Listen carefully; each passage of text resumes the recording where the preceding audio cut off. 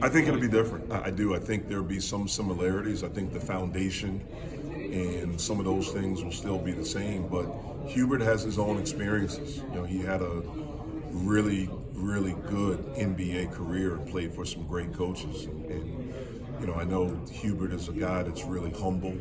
Sometimes because of how nice he is and what a good guy, people can maybe look at that and say that he's super competitive, and he's learned. And so I think he'll put his own spin on it. I think there'll be some things that are similar probably, but I think it'll be him. It'll be his Carolina with the same foundation of the history of the program going back to Coach Smith. I can ask you about Georgia Tech. You came in with Josh same year. I'm curious, what have you seen in terms of their progress after them making the tournament, and maybe how your perception has changed over time? Well, I've always thought Josh was a really good coach. I think he's done a really good job at Georgia Tech.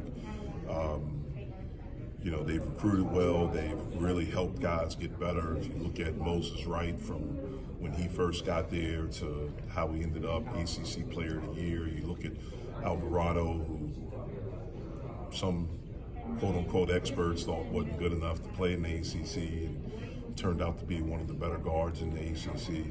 So I think that's a testament to Josh and the staff on development and really having an eye for what fits for what he wants to do. So I think they've done a really good job.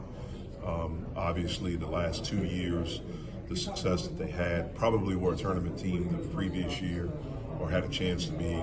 The season ended certainly last year, winning the ACC tournament and getting to the NCAAs. He's a good coach and has done a good job. Hey Jeff, Coach K was telling us earlier about the dinner a couple weeks ago in New York that Adam Silver put on for all the USA basketball people. You were there, Joe and Chris Collins. What was that event like for you? What did that mean? Yeah, it was awesome. It was incredible. You know, again, you're there and you see all the people that are there and understand why they're there. They're there for him, to pay respects and to honor and to celebrate him. And it's an example. It's another example of how many people he's touched. And it's special, man. It's really cool. For me personally, it was great to see some people that he hadn't seen in a really long time because of COVID, because of circumstances, you know, and things like that. It was just really cool to be together and to see people and to be out again. You know, I hadn't been to the city since the pandemic started, and to be back in the city and to be in that environment was really cool.